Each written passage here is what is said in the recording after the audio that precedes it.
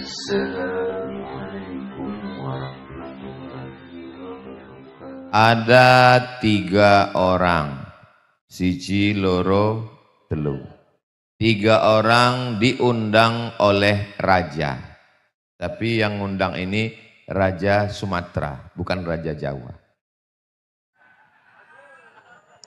Sampai di istana, sing siji loro telu iki satu-satu dikasih pena, pulpen. Yang nomor siji ngomong, oh jauh-jauh ke istana kok cuman dikasih pulpen. Kalau tahu gini aku ya ora teko. Yang kedua ngomong, ya daripada nggak ada pena, nggak ada pulpen, nggak bisa nulis, ya dapat pulpen, alhamdulillah. Sing nomor telu, kata yang nomor 3, saya nggak lihat penanya, yang saya lihat bukan pulpennya, tapi yang saya lihat adalah siapa yang memberikannya. Ini pena ini banyak di pasar, tapi pena ini beda. Kenapa? Karena pena ini pemberian sang raja. Sehingga nanti saya di mana-mana bisa ngomong, itu pena? Pena bukan sembarang pena. Terus, ya wis. Ini pena istimewa karena pemberian sang raja. Dari cerita singkat ini apa yang bisa kita ambil pelajaran? Kalau mau bersyukur, jangan lihat bendanya, tapi lihatlah siapa yang memberikannya. Insya Allah, ini rumus pertama bersyukur. Jangan lihat bendanya, jangan lihat orangnya, jangan lihat rumahnya, jangan lihat uangnya, tapi lihatlah yang memberikannya. Siapakah yang memberikan semua ini? Allah. Jadi ibu yang selama ini kurang bersyukur dengan bapak, pulang dari sini katakanlah, Pak, kamu pemberian tuyul. Bukan, kamu pemberian Gusti Allah yang mendampingi saya sampai malaikat maut tiba. Sampai akhirnya nanti kita akan bersama di surga Jannatul Firdaus. Ibu nanti kalau meninggal mau masuk surga dengan bapak? Alhamdulillah. Bapak nanti mau masuk surga dengan ibu? Enggak sama suaranya. Alhamdulillah di Gunung Kidul, bapak mau masuk surga dengan ibu, ibu mau masuk surga dengan bapak. Di satu tempat, enggak boleh sebut nama tempatnya, menjaga kode etik jurnalistik. Saya tanya, bapak mau masuk surga dengan ibu? Menang. Pas lagi ngobrol-ngobrol, dia balik nanya ke saya, Ustaz Somad, ya, nanti kalau kita meninggal masuk surga ketemu lagi dengan istri. Iya, saya bilang. Lama dia diam. Katanya di dunia aja saya sudah tersiksa Pak Ustaz. Masa di akhirat ketemu lagi? Saya tanya, Bapak tersiksa gimana? Ya apa enggak tersiksa Pak Ustaz? Saya pergi nih nelpon terus, video call, WhatsApp. Kamu sedang di mana? Dengan siapa? Pulang jam piro? Gajinya mana? Kunci motor mana? Kain sarung yang saya masukkan ke tas sudah dipakai untuk sholat apa belum? Itu baju kokonya sudah dipakai sholat atau belum? Pak, kalau begini, ini bukan istri. Terus ini adalah bidadari surga yang dikirimkan Allah Subhanahu wa ta'ala. Jawabannya bukan, so sweet my honey. Mudah-mudahan yang di hadapan saya ini adalah bidadari surga yang dikirimkan Allah Subhanahu wa ta'ala.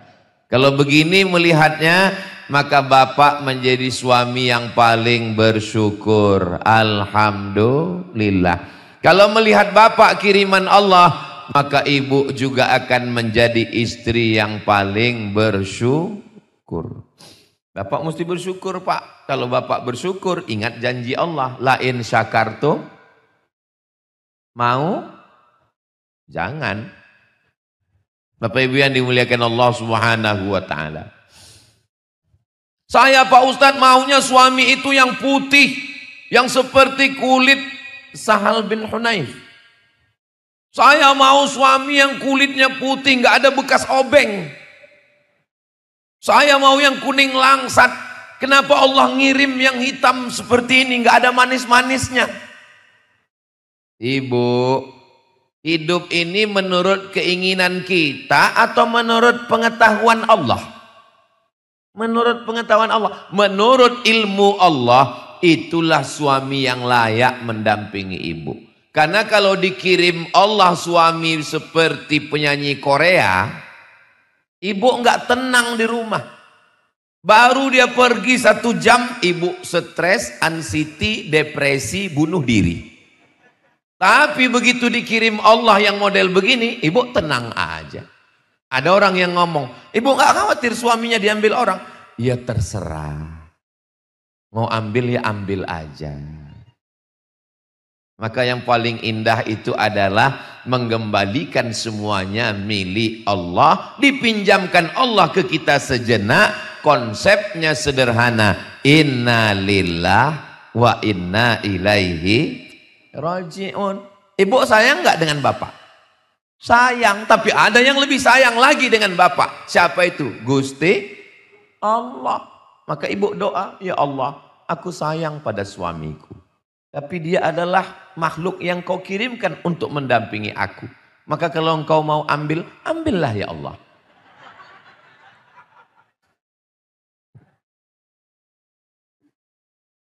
Penderitaan yang paling dalam adalah akibat rasa memiliki yang paling kuat.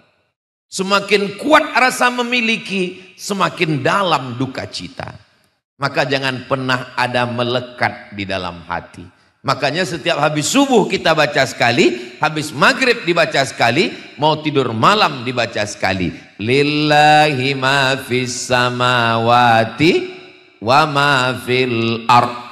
Apa saja yang ada di langit, apa saja yang ada di bumi, itu milik Allah.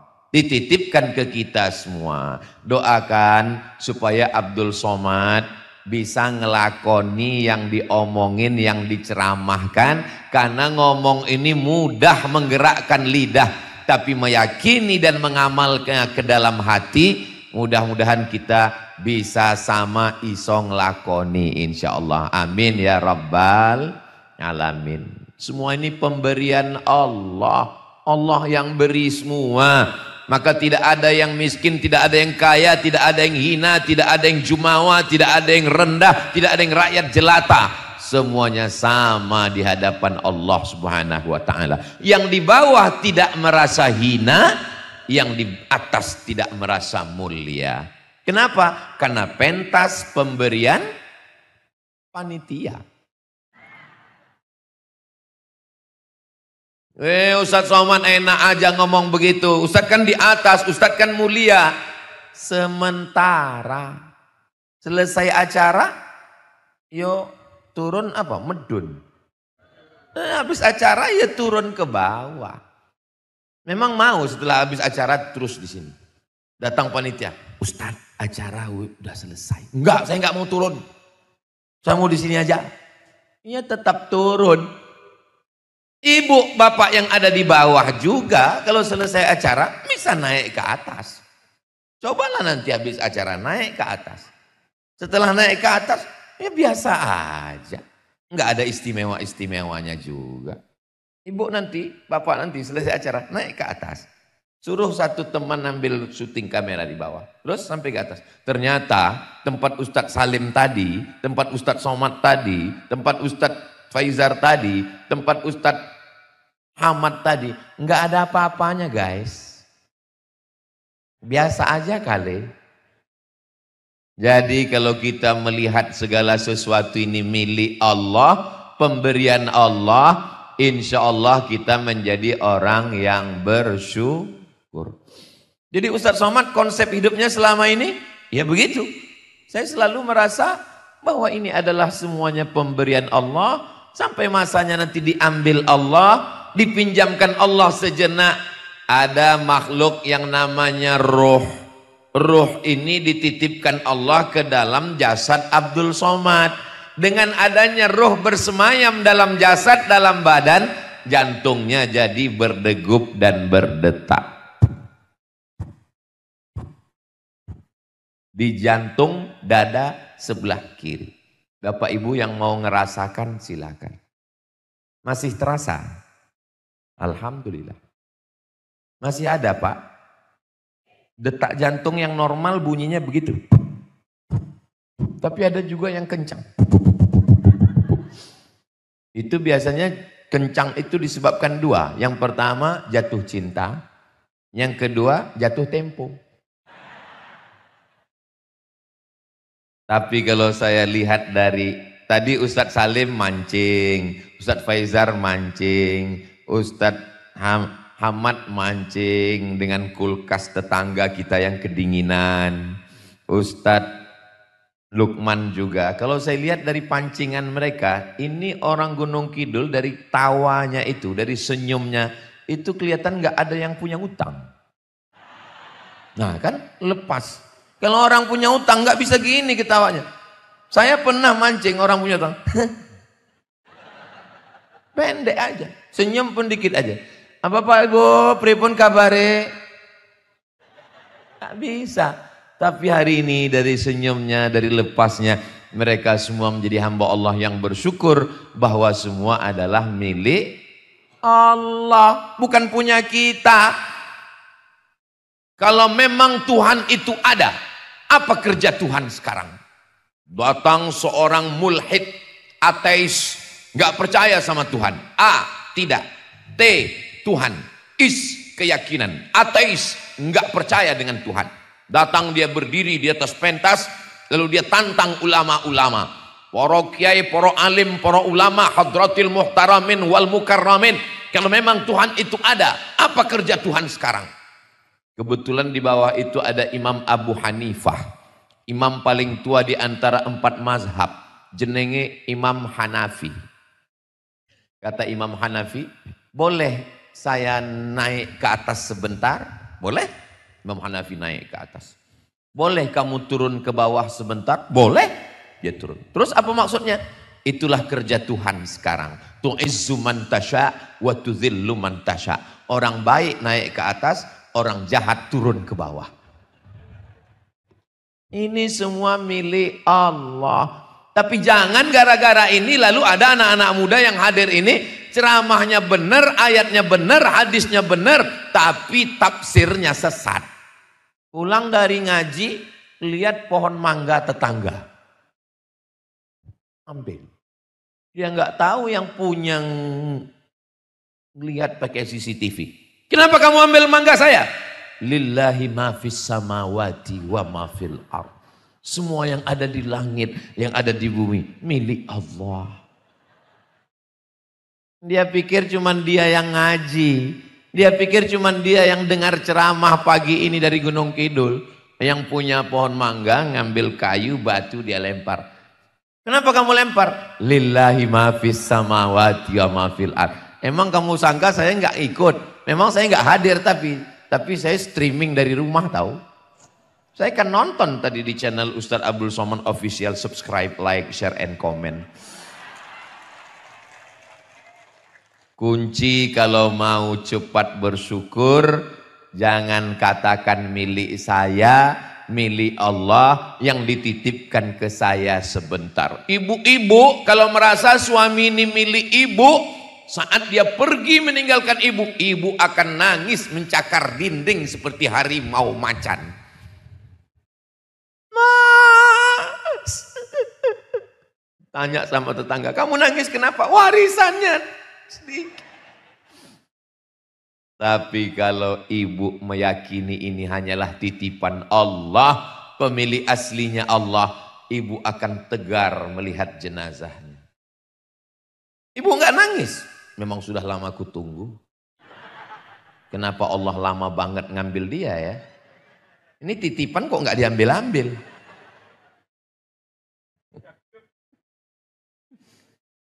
Kelihatan dari senyum ibu kok nggak ada yang sedih.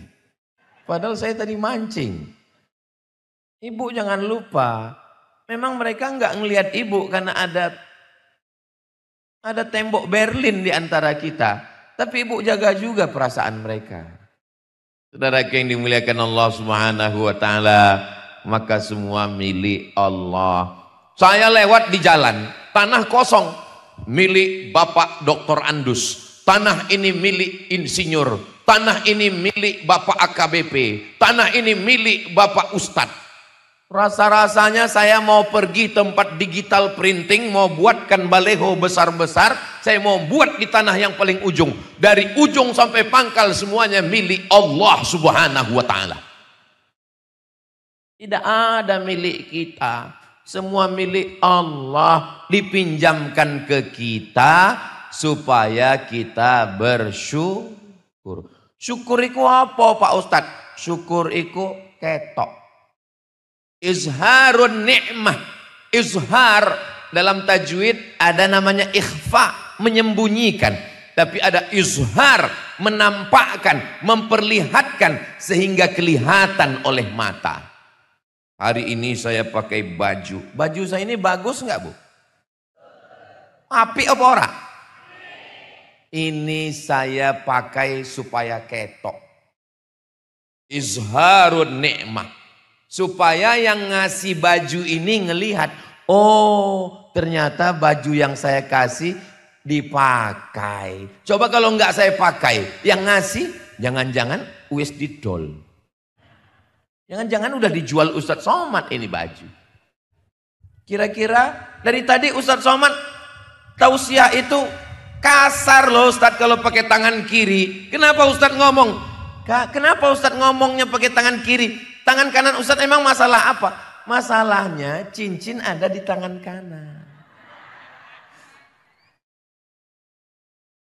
Loh, terus kenapa Ustadz tunjukkan izharun ni'mah? Supaya yang ngasih tahu bahwa ini namanya syukur. Ketok. Ini yang hadir semua ini adalah ketok. Syukur. Ini yang hadir ini mau ngasih tahu pada Allah Subhanahu wa taala, ya Allah, aku si urip. Aku masih hidup, aku masih ada. Sehatku masih ada, nyawaku masih ada. Kalau tablik akbar malam ramai biasa. Tablik akbar di masjid ramai biasa. Tablik akbar di gedung ramai biasa. Tablik akbar subuh ramai biasa. Tablik akbar siang panas ramai, itu hanya di Gunung Kidul. Ya Allah, saksikanlah hamba-hambamu yang sedang bersyukur, mereka sedang manasik haji. Ini rasa-rasa di Padang Arafah. Ya Allah, bukakan pintu rezeki supaya kami bisa ke Baitullah, ya Allah.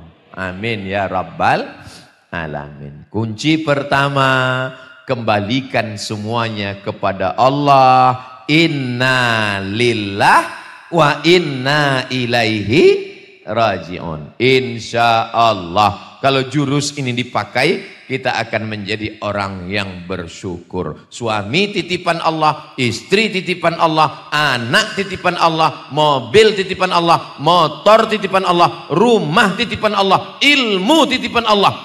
Ilmu, hafalan kuat, ingat segala sesuatu, ingat nomor HP, ingat nama orang. Pakai motor jalan sore-sore, lupa pakai helm, jatuh, hilang semua. Error. Teman saya, Mat, iya bang, iya mas, aku iki hafal Quran 30 juz dulu waktu di Mesir, Somat. Tapi pas pulang ceramah pakai motor, lupa bawa helm, jatuh. Yang tinggal Al-Fatihah. Lalu saya ngomong ke dia, bang, mas, di kampung saya kalau ada radio yang kresek-kresek, itu biasanya dipukul sekali lagi suaranya muncul. Saya bilang coba jatuhkan sekali lagi, mana tahu memorinya muncul.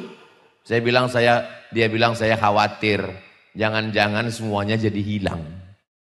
Saudara yang dimuliakan Allah Subhanahu wa taala, maka setiap melihat apapun menyebut nama Allah.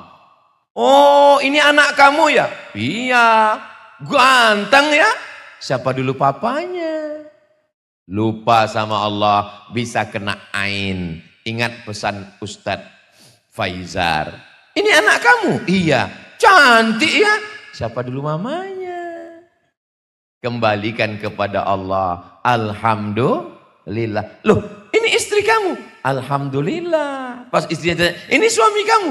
Innalillah. Jangan. Alhamdulillah wa syukrulillah. Bersyukur padamu ya Allah. Itu enaknya kalau zikir ramai-ramai. Yang gak hafal gak ketahuan. Pas ditanya, kamu ingat? Ora. Terus tadi kok ngomong? Lip sync.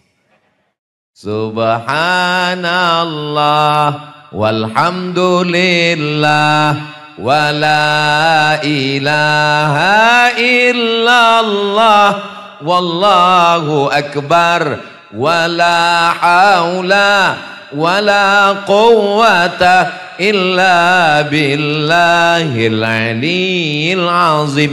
Kenapa zikir itu selalu dilantunkan? Subhanallah, engkau yang suci. Bukan, aku kotor, banyak dosa, dosa mata, dosa telinga, dosa lisan, dosa hati, dosa pikiran. Subhanallah, yang suci itu cuma Allah.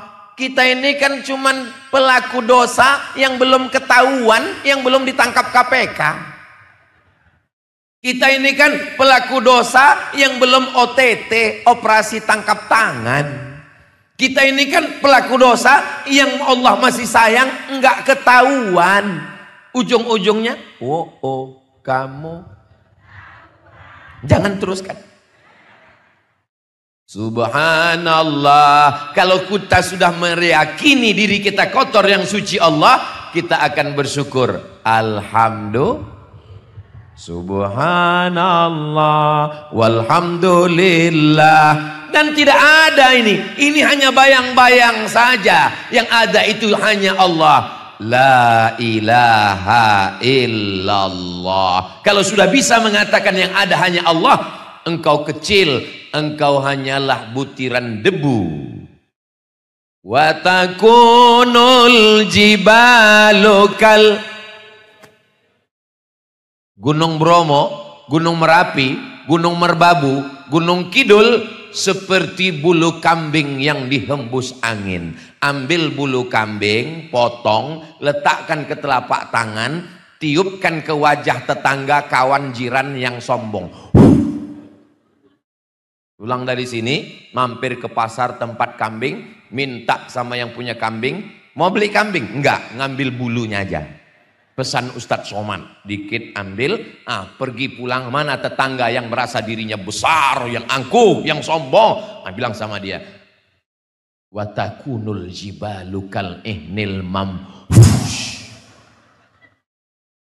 Kalau Gunung Bromo, Gunung Kidul, Gunung Merapi, Gunung Merbabu, Gunung Kidul hanya seperti bulu kambing yang ditiup angin, lalu kamu Abdul Somad bukan apa-apa dan bukan siapa-siapa.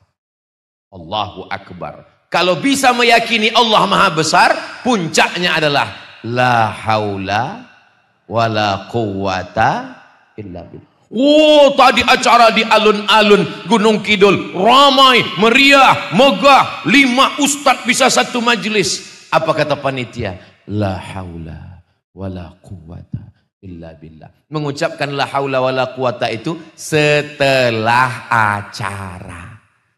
Bukan waktu rapat pembentukan panitia. Bapak Ibu jamaah Masjid Agung yang ada di Gunung Kidul, gimana nanti kita acara menyambut Maulid Nabi? La haula wala quwata. Bukan. Waktu sebelum acara mari kita semangat, tapi setelah acara datang pujian, datang sanjungan, maka kita katakan saya nggak ada apa-apanya, daya dan upaya, tidak ada satu langkah pun, tidak ada satu hayunan tangan pun, tidak ada satu kedipan mata pun, tidak ada satu bisikan telinga pun, tidak ada satu detak jantung pun. kecuali ada kekuasaan Allah. La haula wala quwata. Suami rajin cari nafkah jual es krim, diharapkan panas terik menyengat, ternyata hujan lebat. Pulang suami, mohon maaf sayang, buah hati belayan jiwa, siang dan malam terbayang-bayang, makan tak kenyang, tidur tak lelap. Aku nggak bisa bawa uang ke kamu hari ini. Apa kata istrinya? Wala haula wala quwata illa billahil aliyil azim. Kita simpan di freezer mas, besok kita jual, mudah-mudahan esok panas. Setelah suaminya mandi nanya, gimana makan siang kita dek? Wala haula wala quwata illa billahil aliyil azim. Mudah-mudahan kita cepat mengembalikannya kepada Gusti Allah. Ini kunci yang pertama. Tadi saya mulai jam 9 kurang 15, sekarang sudah jam 9 lewat 15. Yang disampaikan baru satu. Ternyata ngomong di depan orang yang hatinya bersyukur, itu waktu tidak terasa berlalu. Saudaraku yang dimuliakan Allah Subhanahu wa ta'ala. Tadi Ustadz Salim saya lihat makan bubur. Jangan apa katanya tadi? Saya nggak makan bubur itu karena dia bilang jangan. Terus Ustadz Lukman juga makan bubur. Habis itu mereka berdua ngomong, surgawi banget. Ustadz, saya tetap makan tiwul. Karena itu mengenang masa kecil saya di kampung dulu. Saya suka makan tiwul tuh pakai kelapa, pakai gula merah. Enak, rasanya sulit diungkapkan dengan kata-kata. Kalau kamu mau merasakannya, datanglah ke Gunung Kidul. Aku sudah, kamu? Masya Allah, tabarakallah. Ustadz gak mau coba bubur ini Ustadz. Saya bilang, saya tidak ingin merusak rasa saya yang lama. Saya ingin menjaga rasa ini tetap ada. Saudara yang dimuliakan Allah Subhanahu wa ta'ala. Saya enggak maksa Ustadz Lukman untuk makan tiwul. Dan Ustadz Lukman pun enggak maksa saya untuk makan bubur. Yang penting kami sama-sama merasakan bahagia. Karena tiwul dan bubur sama-sama datang dari panitia. Panitianya diciptakan Allah. Panitialah yang menggerakkan hati mereka untuk berbuat baik. Semoga panitia yang sudah bersusah payah, tetes peluh keringat air mata, berhari-hari mempersiapkan acara ini, semua supporter dan donatur kita diberikan istiqomah iman dan Islam. Keluarganya sakinah mawaddah warahmah. Mereka yang buat acara ini tapi mereka tidak tampil ke depan. Enggak ada tuh dari tadi mereka tampil. Berikut ini mari kita dengarkan kata sambutan dari yang masang umbul-umbul. Enggak ada mereka tampil ke depan. Abdul Somad, engkaulah yang ceramah paling lama. Engkaulah waktu yang diberikan 50 menit. Saya tadi dikasih tahu, jangan lewat 50 menit. Engkaulah penceramah yang di-syuting dengan kamera. Hidup kameranya. Alhamdulillah. Soalnya di tempat lain pernah juga pas mau selesai saya tanya panitia, boleh minta rekamannya? Mohon maaf Pak Ustadz, itu kameranya mati. Tapi Abdul Somad, mungkin pahala ceramahmu sudah hilang karena riya, karena sum'ah, karena ujub. Riya mempertontonkan amal, sum'ah memperdengar-dengarkan amal, ujub merasa takjub dengan diri sendiri. Tapi ada orang di sana di balik layar, hatinya tidak pernah kotor karena dia tidak pernah tampil ke depan. Di dunia boleh jadi kau yang viral Abdul Somad, kau yang ditonton orang Abdul Somad, tapi boleh jadi nun yang di belakang sana, yang tidak dapat tenda, yang tidak dapat tikar, yang duduk di atas tanah, mereka lebih dulu masuk surga daripada engkau Abdul Somad. Diaminkan mereka ya Allah. Aduh, memang susah ngomong sama orang jujur ya. Gak bisa diajak bersandiwara. Ini orang Gunung Kidul ini lurus-lurus hatinya semua. Jalannya aja yang berbelok dan berliku. Tapi orangnya lurus-lurus semua. Ustadz Somad, kata Ustadz Salim. Kita mau kemana Ustadz Salim? Kita ke Yogyakarta lantai loro. Mau melihat Yogyakarta lantai 1. Ternyata setelah sampai di Yogyakarta lantai 2 Gunung Kidul, ngelihat orang di Yogyakarta lantai 1 kecil. Gak ada apa-apanya.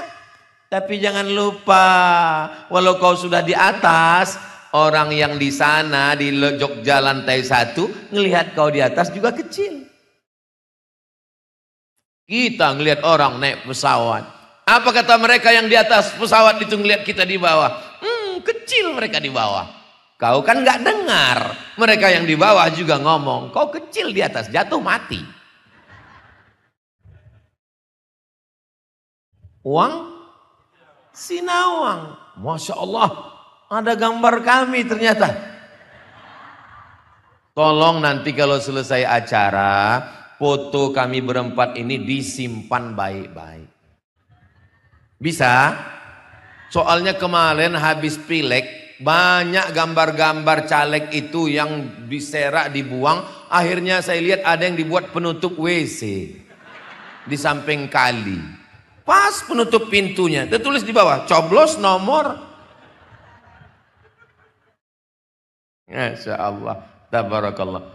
Saya aja sendiri ngeliat gambar saya terpukau. Kok bisa seputih ini ya? Sopo sing ngedit iki?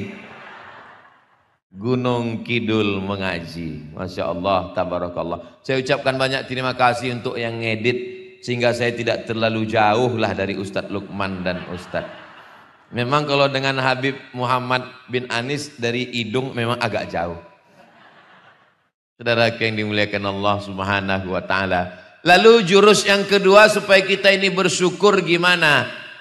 Unzur ila man huwa asfala minka. Tadi ngelihatnya ke atas. Ini semua pemberian Allah. Sekarang lihat ke bawah.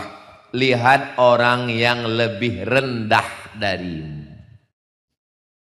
Menurut kamu motor ini membosankan? Ini motor Pak Ustadz udah lebih 5 tahun dengan saya Pak Ustadz. Membosankan sekali. Remnya dibetulin, gasnya nggak jalan. Gasnya dibetulin, lampu mati. Ustadz ngomong begitu ngejek ya. Ini cerita tentang motor saya. Saya dulu pernah kuliah S2 di Malaysia. Beli motor. Harganya 500 ringgit. 500 ringgit kali 3.000 kan 1,5 juta. Bapak Ibu bisa bayangkan gimana motor harga 1,5 juta. Kalau dia ngebut, lampunya mati. Kalau pelan, mesinnya mati. Jadi saya bawa motor itu makanya jangan heran saya ini orang yang paling pandai menata perasaan. Karena saya udah terlatih dengan motor itu. Kalau ngebut lampunya mati, nggak boleh terlalu kencang. Kalau terlalu pelan mesinnya mati. Maka dari rumah ke kampus nggak pernah ganti gigi.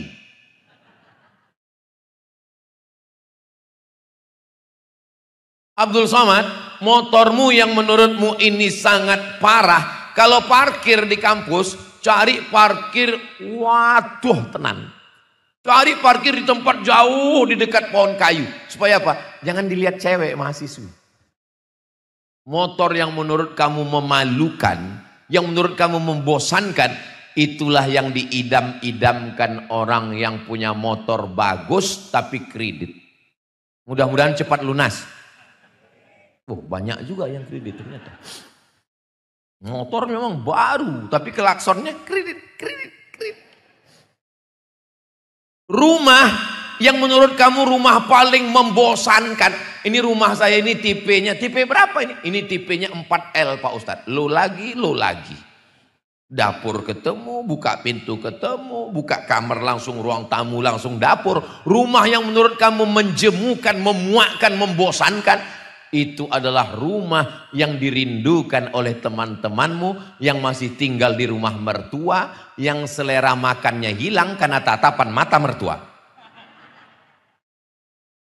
Kok ceramah Ustadz Somad ini gua banget ya? Jangan-jangan ada panitia yang bocorkan ini. Ustadz Somad adalah ustadz yang isi ceramahnya tidak bisa diintervensi. Tidak bisa dibisik-bisiki macam-macam. Saya ngomong sesuai apa yang ada di pikiran saya. Jadi jangan pernah menduga-duga ini menyindir ibu mertua. Jangan ada di antara ibu yang tersinggung mendengar tausiah ini. Jangan-jangan, oh Ustadz Somad nyindir saya. Kunci dengar tausiah Ustadz Somad satu saja.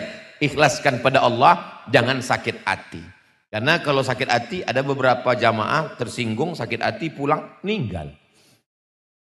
Mudah-mudahan Bapak Ibu sehat walafiat, panjang umur semua. Subhanallah walhamdulillah wala ilaha illallah wallahu akbar wala haula wala quwwata illa billahil aliyyil azim. Yang punya mobil ngelihat yang punya motor, alhamdulillah. Yang punya motor ngelihat yang numpak bicycle. Bicycle itu dari bahasa Gunung Kidul, maksudnya dikayuh pakai sikil. Bicycle maksudnya. Yang pakai bicycle, sepeda, bersyukur. Yang jalan kaki masih sehat walafiat.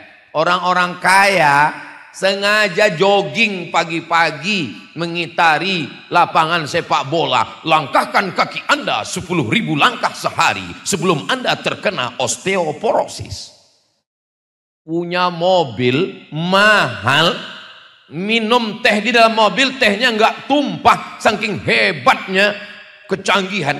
Tetap jalan kaki berkeringat-keringat pakai baju sampah, pakai baju kresek biar supaya berkeringat. Kita memang jalan kaki tiap hari.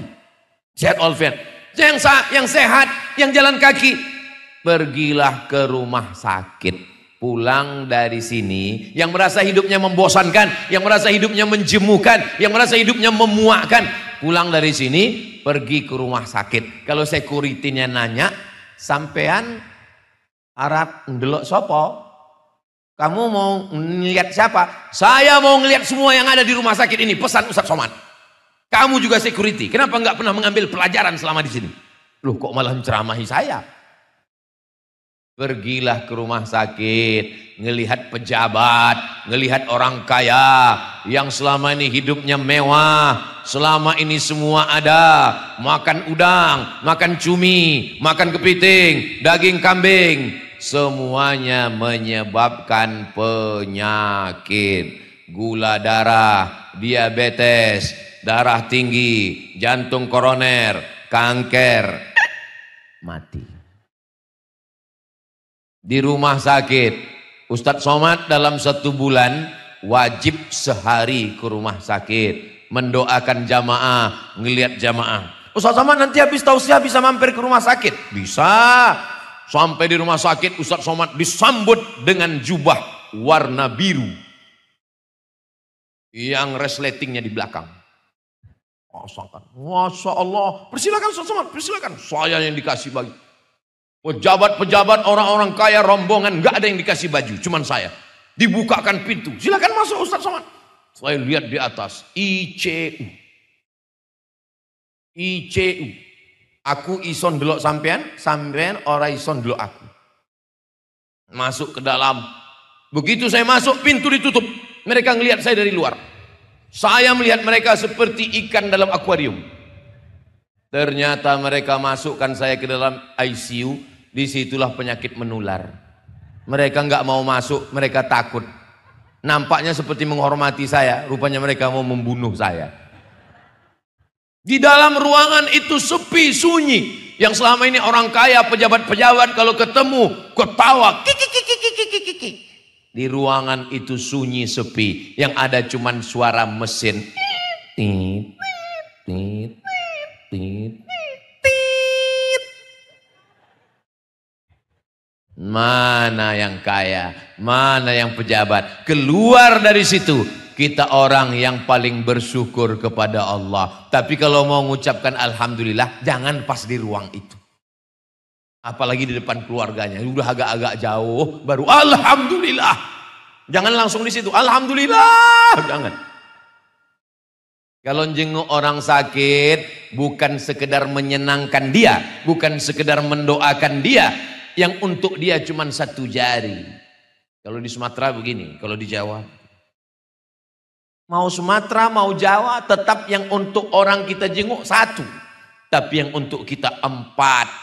Mensyukuri nikmat Allah. Selama ini kau kemana? Masuk suara azan dari menara masjid. Saya nunjuk menara masjid, rupanya menara Telkomsel. Masuk suara azan dari menara masjid ke rumah sakit. Dari celah-celah kaca. Hayya 'alas shalah. Menetes air mata pasien di rumah sakit. Apa kata istrinya? Dulu sehat nggak ke masjid. Sekarang udah sakit nangis. Makanya baik-baik sama istri. Coba kalau baik sama istri. Istrinya pasti akan menyenangkan. Jangan nangis ya mas, tenang, sabar. Insya Allah sebelum selesai hari Jumat selesai ini insya Allah. Malaikat maut wis teko. Tapi kalau kamu sombong, kamu nakal, KDRT kekerasan dalam rumah tangga, marah-marah, ngamuk-ngamuk, apalagi sampai mukul, sampai masanya nanti kau di ruang ICU. Siapa yang menjaga, siapa yang bisikkan talqin, siapa yang menyuapkan makanan, merekalah yang selama ini kau benci, kau marah, kau pukul. Betul? Coba kalau kau baik ke mereka, mereka akan bisikkan ke telingamu, la ilaha illallah. Indahnya husnul khotimah. Tapi karena kau sombong, angkuh, petantang petenteng, mana surat tanah. Betul bu? Astagfirullah. Aduh, memang payah ngomong sama orang jujur ini ya. Gak bisa diajak bersandiwara. Jaga juga perasaan mereka. Saudara yang dimuliakan Allah Subhanahu wa taala, kalau kita melihat ke bawah, bagaimana cara Ustadz Somad dapat nasihat? Ustadz kan penceramah. Lalu yang nasihati Ustadz siapa? Yang nasihati saya sahabat-sahabat saya.